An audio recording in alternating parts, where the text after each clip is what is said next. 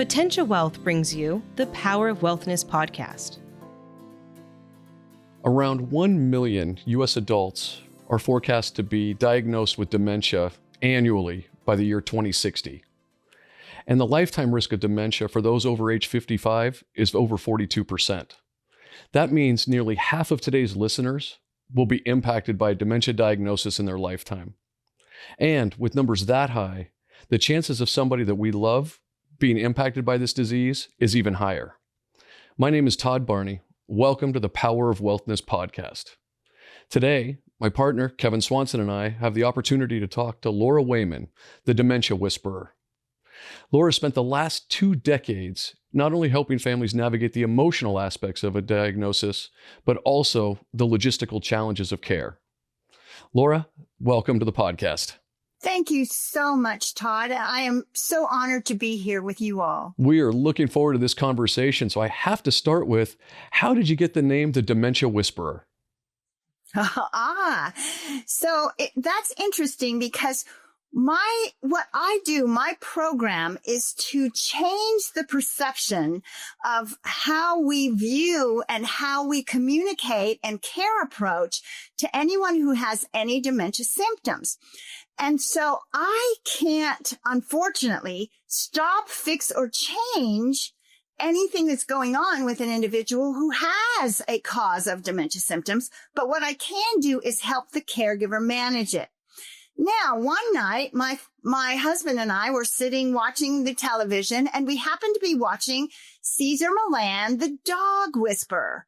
And at the beginning, and please don't misunderstand, I am not going to relate this to a dog, but what Cesar Millan says as the dog whisperer at the very beginning of his show is that he can't train the dog, but he can train the owner on how to better manage and take care of that dog. And my husband looked at me and said, "That's what you do. You help the caregivers, either professional or family. You help them to better manage what's going on with this brain function loss and dementia symptoms. You're the dementia whisperer." And it stuck. And so that's exactly my intent. My mission in life is to help people become what I call dementia aware, understand what dementia really is and how we can better engage and connect and care for that person who has any cause of dementia symptoms at any level. Either minor or extreme, at any level, we can better help them if we understand what it is that we are dealing with. And I'd have to say, Laura, that it does impact the person with dementia, because when you do the proper, you set your expectations, you have planning and things in place, it not only is helping the caregiver, but it's providing more control to the person with dementia. But before we get too far into that, there are, based on the statistics and the number of people suffering from dementia out there at some form, there are a lot of changes that happen for those that don't live with someone with dementia within the family, the dynamics, the financial piece. Can you go into some of the big picture implications and roles shifts that happen for the family? It is completely life-changing because when someone gets a cause of dementia symptoms, and let me quickly tell you that dementia is not an illness, a disease, a brain trauma, or a stroke. Dementia is a list of symptoms, and there must be a cause for symptoms. So if that person is showing dementia symptoms, there has to be something going on in their brain, such as an illness, disease, brain trauma. And what your body is doing when that happens, let's just take the leading cause of dementia symptoms, for example, Alzheimer's disease. If you get Alzheimer's disease, over time, what happens is you lose brain function and you lose the ability to process the world around you. And so what happens with the caregivers is they begin to see these changes happening, changes in behavior, changes in ability, changes in really the ability to think and process and understand the world around this person. They can happen slowly. So that's the effect that can be so global to that caregiver because it happens slowly over time. And so often the dementia symptoms are missed until they're extreme because they're manageable at first. You can help that person with this loss, but then it gets to be, like I said, global. And most people believe that the only dementia symptom they need to worry about is memory loss. And that honestly is the least of our worries because it's not really memory loss. It's loss of the ability to process the information that surrounds our memories. But it's so much more than that. It can be loss of balance, loss of coordination, very physical symptoms, such as if the cause is Parkinson's disease and it's affecting that portion of the brain, falling and loss of balance and coordination can be very early dementia symptoms that often families miss because they don't recognize that as a dementia symptom.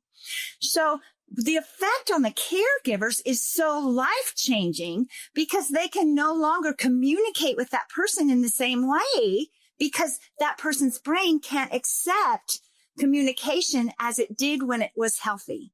So that's the effects that it can have. This person who is showing dementia symptoms over time, it can get so extreme that their personality changes. They have mood swings and they begin to not understand that this person is trying to care for them. So they will resist the care. So all of this is so emotionally painful and extreme that 68% of the time, if that caregiver does not ask for help, especially a same-age spouse, over 68% of the time, the caregiver actually gets sick and passes away before the person with dementia symptoms. Wow. So that's how life-changing this can be. It's extreme. So Laura, with that, when should a person engage or start to get involved? If I'm a caregiver or a spouse and I start to worry, when do I differentiate between, they're just getting slightly more forgetful or just standard aging versus this is something I really need to be concerned about? Well, no actual dementia symptom is ever normal aging. So the first thing, what I always tell caregivers is if you start to see changes in behavior, changes in the ability to do a simple task that was easy for that person in the past, changes in ability to process what they're hearing. So they're saying what, but it's not that they don't hear it. It's that they don't understand it. What I ask those caregivers to do is start to journal that, because if it's getting progressively worse, it definitely is dementia symptoms. Okay. So, and the journaling is going to help the medical community kind of hone in on what the cause most likely is. And there's over 100 causes. So we need to be aware of, and start to be, almost a detective to look for these kinds of things. And occasional memory loss is very common for any of us at any age. What I'm worried about is not just that they forgot where their keys are. Okay. It's if they suddenly find their keys in the freezer and they don't even know what the keys are for. It's this loss of ability to understand what the keys mean rather than just an occasional memory loss that you forgot where you put them, right? So it's so much deeper than just occasional forgetfulness. We all have occasional forgetfulness, but it is much deeper than that because they not only forget, they can't process the information any longer. Make sense? For the patients who are experiencing dementia symptoms, do you find that they often are themselves in denial, even when it's brought to their attention? That's so interesting because there's actually a dementia symptom big long word called anosognosia. Anosognosia means that the portion of that person's brain that would understand that it is impaired is also no longer working. And so if you think about, we actually in our society, because of our society's drug of choice, alcohol, people who drink too much alcohol experience anosognosia because that part of their brain is temporarily dulled by alcohol. So, they drink too much and then try and drive and they get pulled over and the highway patrol says, hey, I think you've had too much to drink. You're weaving or doing something that is against normal traffic rules. And so that highway patrol say you've had too much to drink. But that person, even though they have had too much to drink, will say, oh no, officer, I only had one beer. And then the officer will say, well, I need you to step out of the car and walk a straight line. And they will do it because their brain believes that it's functioning normally. Even though they can't walk a straight line, their brain believes it's still working. That's what happens when someone gets into an advanced stage of a cause of loss of brain function, is that portion of their brain is shut down. And so for example, the doctor will say, well, you have Alzheimer's disease. And that person will go home and tell their caregiver, that doctor doesn't know what they're talking about. I'm perfectly normal. I can take care of the bills. I can drive the car. But it's obvious to that caregiver that that is not true. But that person's brain continues to believe, because that impairment notification portion of their brain is shut off. Except with dementia, it's shut off permanently. And so the worse they get, the less they know of how bad they are. So it's so challenging because they will resist care and be very angry with their caregivers because they will say, I don't need any help. But they do. They can't do it on their own. The caregiver will say, Mom, you need to shower. You haven't showered for weeks. And that person with the dementia symptoms will say, oh, no, I showered this morning, because their brain believes it's still functioning normally. Isn't that interesting? It is interesting. So as a caregiver who's experiencing this, what do they do? How do they manage this? Well, you have to learn to be dementia aware. Yeah. So understanding it, first of all, understanding that you can't stop it, fix it, or change it. And also understanding that person can no longer process facts, figures, logic. So we have to, what I basically like to say is that person has a broken thinker. So we don't want them to think anymore, because when we allow them to think, it makes them anxious and resistant to our care. So the more we learn to think for them, and one of the most difficult things to learn, but the most powerful, is that we can no longer ask that person questions. Now, when you're communicating with someone with a healthy brain, it is very normal to ask questions. For example, Kevin, if I ask you a question, what does your brain have to do before it answers? You have to understand what you're asking. You have to think. You have to understand the question and then think of a reply that's going to relate to the understanding of the question. Correct? Correct. And we learn to do that in our lifetime. And that's how we communicate positively with someone with a healthy brain. It actually stimulates your brain to think. And that's good for a healthy brain. What happens when we start to lose that brain function of processing, which is what happens when someone has dementia symptoms, when we ask them to think, their brain locks up because they don't understand how to answer, and it makes them anxious, and they will resist you.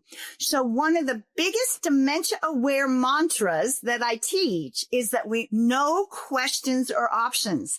Instead, our goal is to always give the answer that makes that person feel successful. So instead of asking you, Kevin, if I'm making you dinner, instead of asking you, would you like chicken or fish? What I need to do is say, look, I made your favorite fried chicken. Let's have dinner together. because that's going to make you feel successful and not have to think of the answer, which is going to make you anxious. Yeah. So that's number one mantra. No questions or options. Instead, we give them the answer. I call it positive action statements so that they always feel successful in our actions and their actions. And it brings that relief with the caregivers. But this is not easy because we have learned, because it's successful, all through our life to ask questions. So it takes a little practice, and it takes the understanding of why we have to change. Now, Laura, from the caregiver standpoint, that makes total sense. What about from the patient standpoint? And what I'm thinking about is, a lot of times, if traditionally it's been either the husband has been the one leading in the money management and on finances and whatnot. And as they start to lose control, what's the best way for a spouse or somebody that has a loved one going through this to be able to help start to assume some of that control without having as much pushback from the patient themselves? Once again, it's positive action statements. So when you start to see them struggle, we don't want to say, well, you're not doing a good job. I need to take over, because that's not going to make them feel good. And they're going to resist that because they don't believe they need it anyway. The best way is to do a positive action statement like this. You are so good with the finances, and I need to learn from you. So can we sit down and do this together? Because I really want to be as good at this as you are. How would that make you feel? A lot better. Yes. And earlier is better. Don't wait until the more they lose, the less cooperative they're going to be with you, because the stronger their brain wants to protect them from knowing there's something wrong. So that's another reason why, if we start to see this happening, we need to become their team member in this. And really what we're doing is we're becoming their Sherpa in this whole loss. So we begin to learn how to guide them to places where they're more cooperative. That works well when you're looking to pay bills or to answer letters or to follow up with things like that.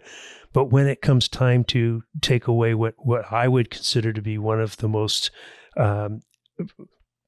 powerful things that make me an individual, which is driving, how do you take away the keys? Well, you start early, and same thing. This has been successful for me. If there is a adult caregiver that can help, if they say, I need to practice driving. I'm just really anxious. And I would appreciate it. I would like to drive today and have you help me, because I want to be as good a driver as you. Now, all of this has to be customized, because everybody's dementia symptoms are very individualized. And so we have to be fluid and flexible. That has worked for some people, but sometimes it's so extreme loss and they have such extreme resistance to any kind of help that we have to do what I call creative interventions. So I've actually asked family members, like the wife was just, every time the wife would come home from the grocery store, there was a new dent in the bumper. And when asked about it, the wife would say, I don't know, maybe somebody backed up. But actually, there was interaction with people because she backed into something, and her brain was not allowing her to store that information. She was not processing. So once it was done, she came home, that was nowhere in her brain. She was actually causing these accidents. She was not safe, but she was not going to let the husband take over the driving. She just felt that was hers. There was no positive action statements. So I actually have had families in this situation take the ignition key and file it with a metal file so it doesn't work. Now, you have to have another ignition key hidden somewhere that person doesn't know about. Then when she went to try to start the car, it wouldn't work. And this is the creative intervention. Oh my gosh, I think we need to get the car to, something's wrong with the ignition. We need to get the car to a garage, because once that car is out of their sight and you take over the driving somehow, then it's going to be less of a trigger for them to think they can drive. So the car disappears, and then that person has some kind of form of transportation, and they take it over until the car is fixed. So we buy time that way. So I call those creative interventions, and they do take a little bit of iron will and loving. And it's not condescending. It's making sure we're keeping them safe with dignity, because their brains simply can't accept the truth about what's happening. So we have to surround them with feelings of love and safety and security and value and comfort by using this different care approach, because it's the feelings that are most important in all of this, because the feelings are what's left. So we learn to talk to the feelings with these creative interventions. Oh, you are a great driver, but there's something wrong with the car. Doggone it. And that as soon as you take that away, I've actually seen that person be almost relieved, because there's a part of them that's starting to feel a little insecure about driving. And so when it's not suppressing that natural ego, take away my independence. And it's another reason it tends to be more successful. So we're saying use positive statements. We're talking about creative solutions. What else would you recommend as say, if we wanted to round out the top 3 best practices for a caregiver in this case? Make sure that you're asking for help. That is so important. Like I said, 68% of the time, those caregivers self-sacrifice, thinking they can do this on their own. But what I'm asking them to do as they become more and more dementia aware is to think for that person 24 hours a day, and they lose the ability to take care of themselves, because you have to be 10 steps ahead of that person in your thinking for them, that you have no time. And often they're not getting enough sleep. They're not really taking care of themselves, because the demands of dementia care are so extreme that it's so easy for them to slip off, and it's so emotionally painful they can fall into depression and get isolated. So always, always, always, you have to ask for help. Now there's a little caveat to that, because they can go out and find help, professional help, but it also can happen that professional help is not dementia aware trained either. And so they stumble. They send a caregiver, but you don't say that you're getting a caregiver for you because you have dementia symptoms, because what is that person going to tell you? I don't need them. I don't need them. So you have to do creative interventions. And so you have to have professionals that understand that. What's worked really good for me is to say, well, one of our neighbors wants to come over and have tea, but that neighbor happens to be a professional caregiver that's being paid for their time, but they come over as a neighbor down the street, want to have tea with you, want to go for a walk, wants to take you to the grocery store. They're going anyway, but they're trained to come in and have this positive, these positive statements and talk to that person's feeling, and they're in like Flynn. So there has to be that interaction as well. So I hit the ground running every day. I've got to train this professional caregiver, and I have to train this family caregiver. I have to train this first responder, because we all have to be on the same page here. Yeah. The not only affecting the family and the roles within the family, but this also has a significant financial impact. Can you talk about that? Absolutely. I often am. It just breaks my heart when I'm working with caregivers who start to realize they need help, or maybe they're at a point where they need out of home help. They need to look for a dementia care community because that person needs that level of care, and they're thinking that their health insurance is going to pay for this. Health insurance does not pay for dementia care. And dementia care can be extremely expensive. I recently heard average, and I see this because I travel all over the United States, average for a good dementia care in a community can be upwards of $10,000 a month. who has that in their wallet if they don't have any kind of long-term care. And often long-term care has this initial time that you have to pay out of pocket before it even kicks in.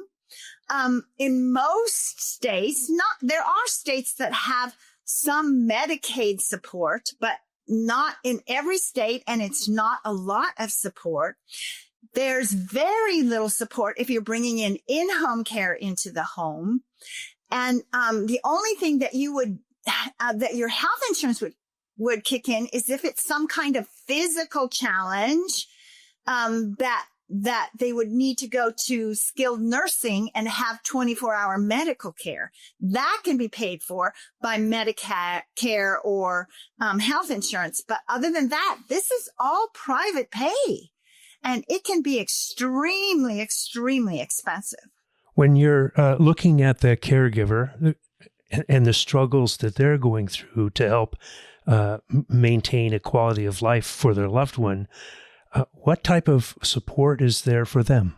Well, often it warms my heart when I see family members who are willing to really help with this. There are many nonprofits that are out there that you can that get grants that can help with some of this care.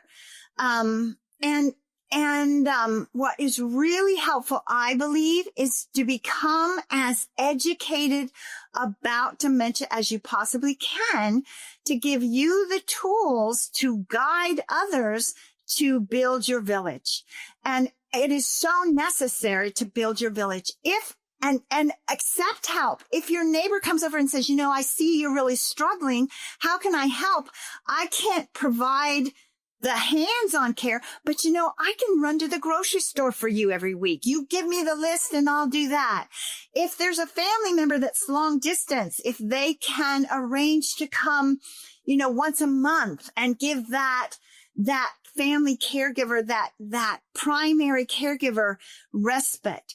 If you can find, like I said, organizations that maybe will pay for 4 or 8 hours a week for in-home care, you want to access absolutely everyone you can to help. And keep in mind, and this is really challenging emotionally, but most of these causes of loss of brain function and dementia symptoms, such as Alzheimer's and Parkinson's, these are progressive diseases that often are terminal. It could be many years, but if you are down the road and needing care and your loved one's really has extreme dementia symptoms, always reach out for hospice and palliative care, because that is paid for by health insurance and Medicare and Medicaid, often hospice and palliative care.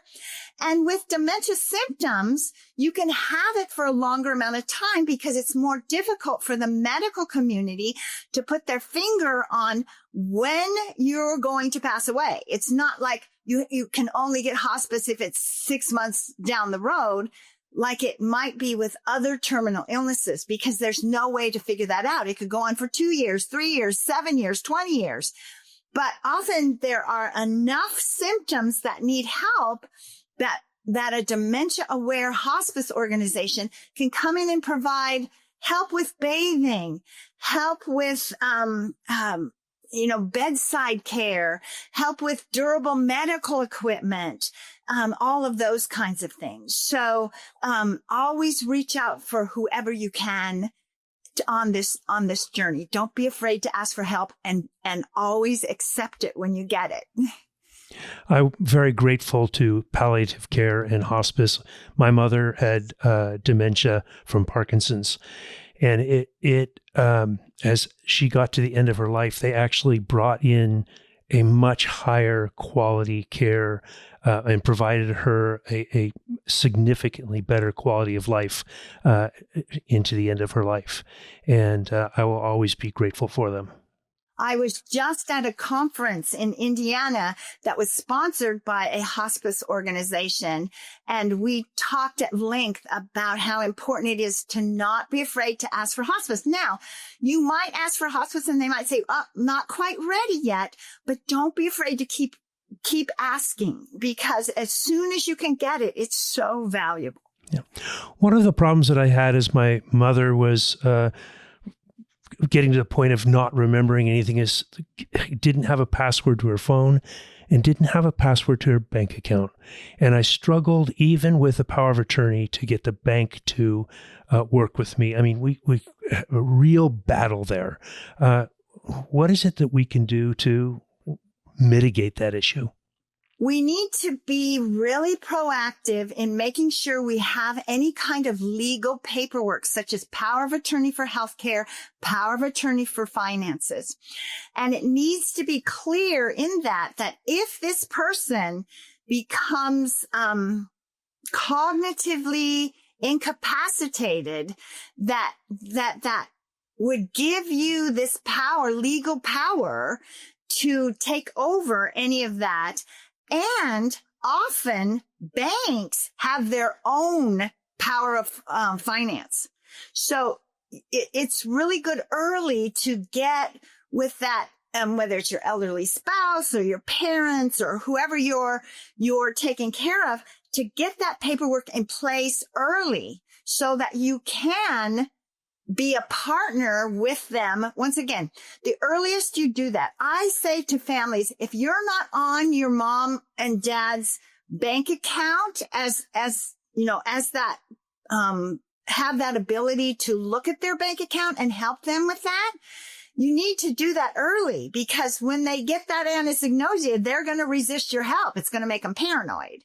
So, the earlier you get all of that paperwork in place, the easier it's going to be for you to slide in there and be able to take care of that. Laura, we've also had it where clients or friends or family members have talked about doing more of a family story as well, so that the legacy persists, because that's one of the worst pieces to this, is when you see that family member slip away and you lose that family heritage. Do you have anything, a recommendation there as well, or has that come across in any of the research you've done? Absolutely. And part of that journaling can help, but I've had families that do these beautiful videos where they're just having a conversation like this with their loved one, talking about, tell me the story. Don't ask.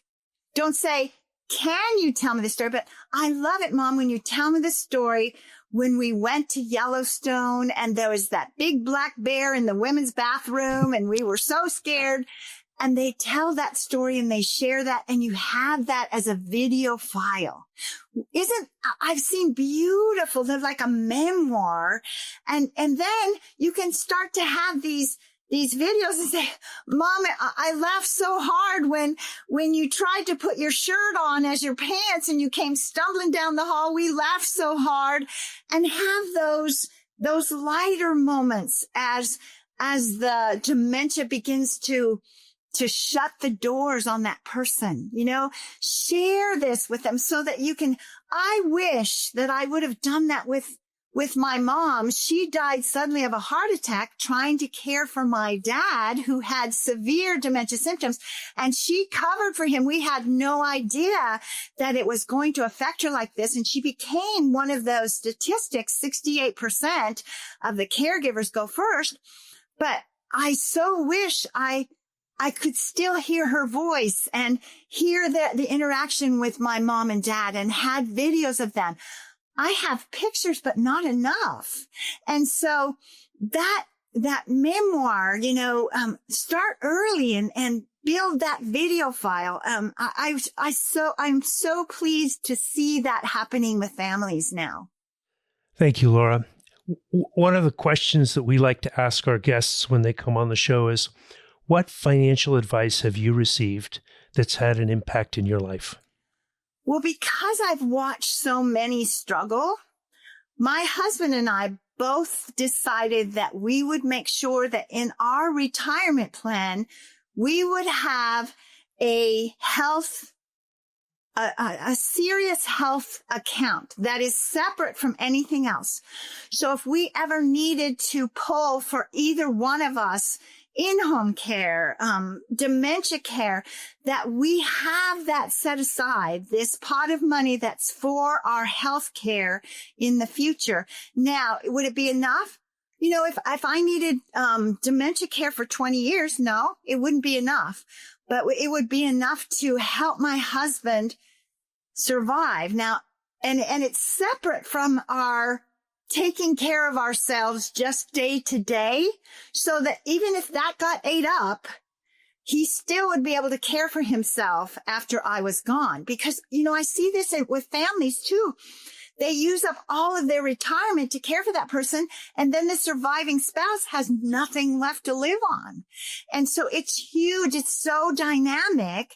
And the earlier you start, when you don't even know you need it, of course, I'm sure we give this all to the advice to our kids, but the earlier we start planning for this, it's so, so important. So I feel, and you, both of you probably know much more about these kinds of plans that you can even teach me about. But that has been what my husband and I have done. And I don't know if you have better advice. You very well may have, but yeah. We work with our clients a lot on that. We believe that early planning is very important, even before a diagnosis or symptoms start to show up, because proper preparation prevents poor performance. And we know that 42% of the people out there, almost, 1 in 2 is going to have some type of dementia symptoms. And so starting early and putting things in place, thinking about your team when you see the first symptoms showing up, and preparing everyone going through that training is so important. That's actually one of the biggest pieces that we see, is take that shroud of embarrassment away. So that way we're not engaging with clients at the most emotional time. I mean, that when that diagnosis first comes down and you have that emotion tied in, plus the what do I do now with my financial life, to have a plan in place well beforehand just adds confidence for not only the person receiving the diagnosis, but their entire group of loved ones. Yes. And to know, have some kind of idea of what we're dealing with, get with a good neurologist and explain the symptoms. And although there's not a cure or prevention or treatment, the best thing to do is to have partners in the medical community that can be that medical support, but you still have to have that emotional knowledge, that emotional IQ when it comes to dementia awareness, so that you can help sync all of that information together. And when we're younger, we need to really understand that taking care of our heart, exercising, eating right has everything to do with our brain aging healthy as well. And so early prevention, early taking care of our body, early honoring that precious brain that we have, so that we can hold that off as long as we possibly can. So all of that information is so necessary. And so teaching the world dementia awareness and getting to those, I wish that dementia awareness was a high school class, mandatory, so that people would understand all of the fingers when it comes to dementia awareness, the financial, the emotional, the just life-changing event that this can be. And I know that high school students will be going, whatever, but if, at least plant the seed, right? Right. Thank you for being the Dementia Whisperer and being on our show. Thank you for allowing me to share. Thank you so much for everything you do for everyone. If there's one message to take away from today's conversation, it's this. Planning is not just a financial exercise. It's an act of love. By securing your documents, centralizing your passwords, and making sure your spouse and family are aware of those, you're giving a gift of clarity in a time when clarity matters most. Laura's message reminds us that changes are happening in our lives, but it doesn't have to take away our dignity, our connection, or our stability. If you'd like to start your own readiness plan, contact Potentia Wealth, and we can assist you with that. On behalf of Todd, myself, and the entire Potentia Wealth team, thank you for joining us. Until next time, remember the power of wealthness. Be proactive, be prepared, and take care of each other. Also, remember to like and subscribe. That way, you'll never miss an episode. Thank you for listening to the Power of Wealthness podcast. Click the follow button to be notified when new episodes become available. Visit our website at potentiawealth.com or give us a call at 408-288-7886. The information covered and posted represents the views and opinions of the guest and does not necessarily represent the views or opinions of Potentia Wealth or Potentia RIA. The content has been made available for informational and educational purposes only. The content is not intended to be a substitute for professional investing advice. Always seek the advice of your financial advisor or other qualified financial service provider with any questions you may have regarding your investment planning. Investment advice offered through Potentia RIA LLC, a registered investment advisor.